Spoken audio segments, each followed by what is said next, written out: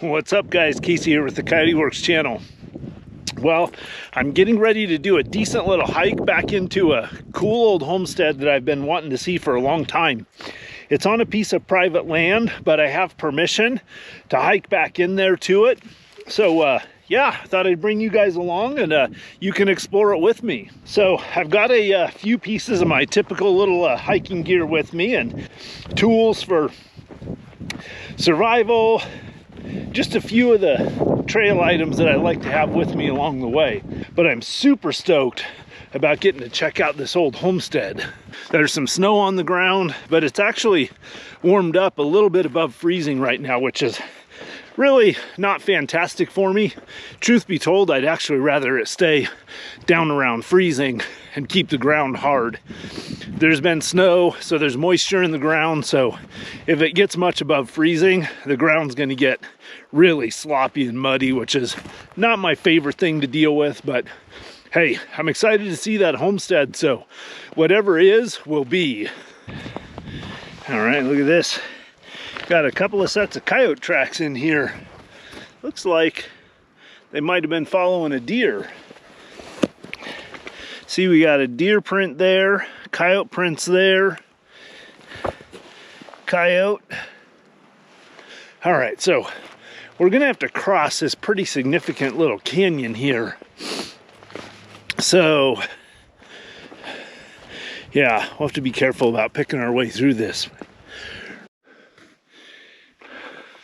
All right, so I'm getting down in this canyon now. Nice rock formations up in there. Yeah, well, I'm looking forward to seeing the homestead, but I tell you, the hike to it is actually pretty enjoyable too. All right, we got a little bit of a scramble here.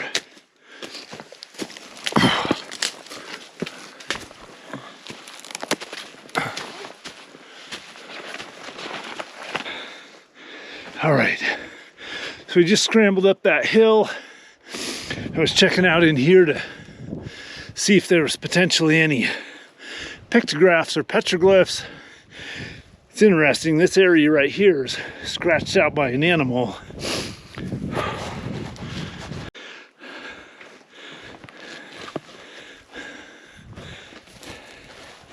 Yeah, this would actually be a pretty cool little spot to camp in here. So right out behind us, we got a nice view. And then a lot of protection from these rocks all around us back here. That tree back in here, so a couple of them, you could actually have a little bit of firewood in there. And just really cool protected area. Not convinced there isn't some kind of an animal living in here though. We'll have to see what kind of tracks we can find. Yeah, this is pretty cool. Does look like some fire blackening on that rock there. That somebody had a campfire right in here years and years ago. Oh yeah, right back there too.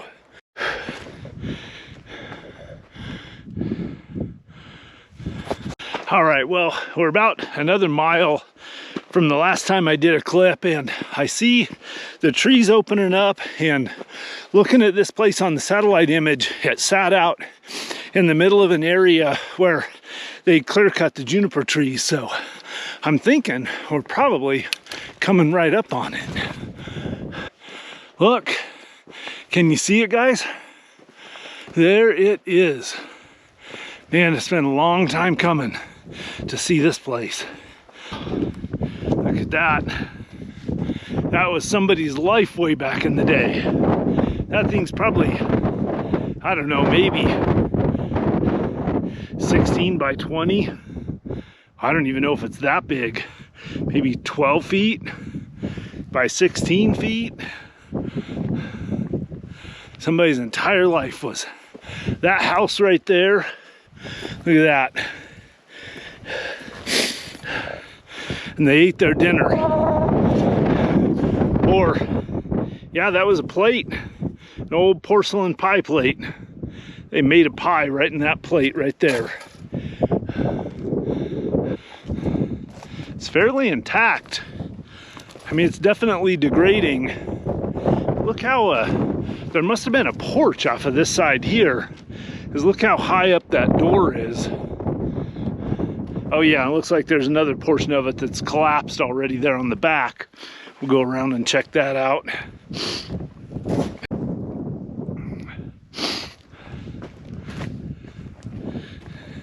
The barrel band right there. Oh no, that's not. That might be a part of a wagon wheel. Yeah, that's it. So there was one room here. A little bit of a shelf there. Look at that. I don't know if you guys can see, but the old timber foundation underneath there. Okay, I see what's going on now. So there was another room built off this side.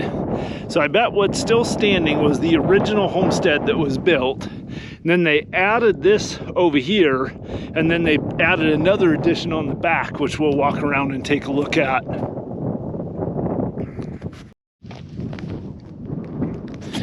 All right, so there's this little pile of boards right here. I'm guessing that was a spring box or a spring house.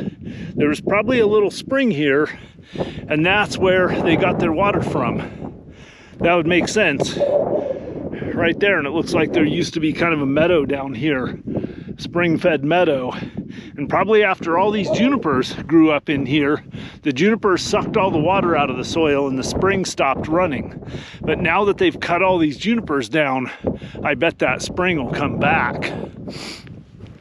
So then over here you can kind of see the back part. Yeah, there's little bits of glass and stuff out here, but now you can kind of see the back part of the homestead here. Whoa, about trapped myself. Gotta remember to pay attention to the ground even when I'm walking around filming. So we had an addition off to the side there, and then we had an addition off to the back here. So yeah, pretty neat. This is a little piece of an old porcelain mason jar lid insert. This is a part of the piece that made the seal for canning foods. It was actually a decent sized homestead probably when all of it was standing. You know, this is one of my favorite things in the whole world, is to get to see another one of the few remaining homestead sites that are still standing. We're just hitting that period of time when all the homesteads were built around the same era, you know, late 1800s, early 1900s, and a lot of them are all falling down, finally coming down to the ground around the same time. So more and more of them are disappearing every single day. So I just want to get out and see as many of them as I can and show as many of them as I can to you guys. So, all right, I got a little something I wanted you guys to check out. So just like I always say, what was a good spot for the homesteaders was usually also a good spot for the Native Americans that were here before them.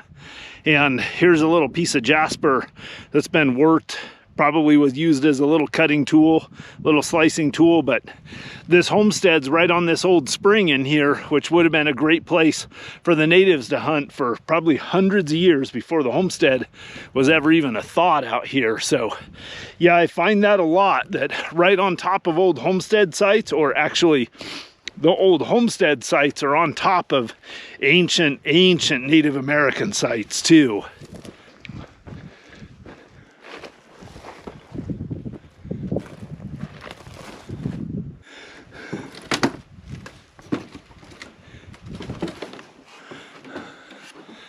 Yeah, pretty crazy how small this is. Really is pretty amazing how little the people needed out here to sustain a life. You know, they lived in a little, like you guys can see, this room is, I mean, there's barely enough room for me to lay lengthwise across one end in here. And I mean, there could have been a family of 4, 5, 6 people that lived in this little homestead right here. And eked out a living farming some kind of dry land grain out there in the fields, and probably had a milk cow and maybe even a couple of beef cows or something, a few chickens, and that was their life. That's what they needed. All right, check this out. So we got water daylight in here. So I always wonder, you guys probably do too, why in God's name would they have picked a spot like right out here in the middle of this plateau to put their homestead? But that's why there's a year-round good water source there. And I tell you, this has been a really dry year, so the fact that there's water daylighting there means that's a really good spring.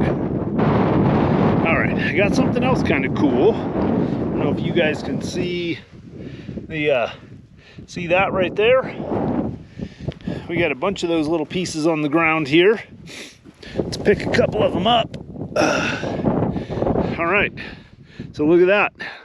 Those are pieces of an old stoneware crock. So that might have been an old whiskey jug, something, but those are pretty old, those stoneware crocks. So that's pretty neat to find the remnants of that here.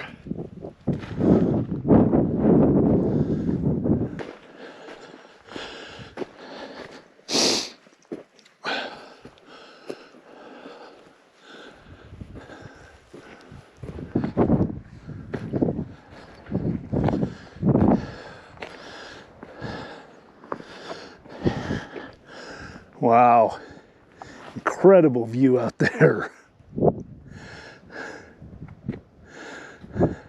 Pretty rugged country up in here.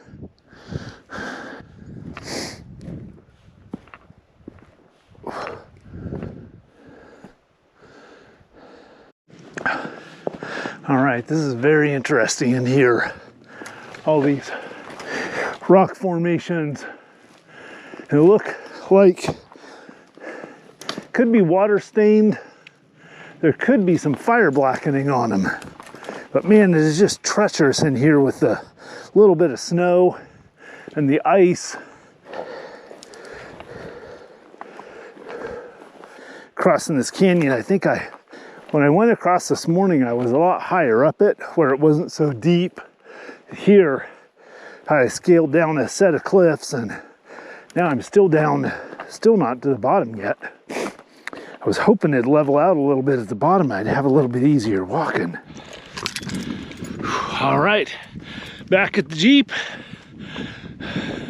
Actually needs a little bit of a bath, huh?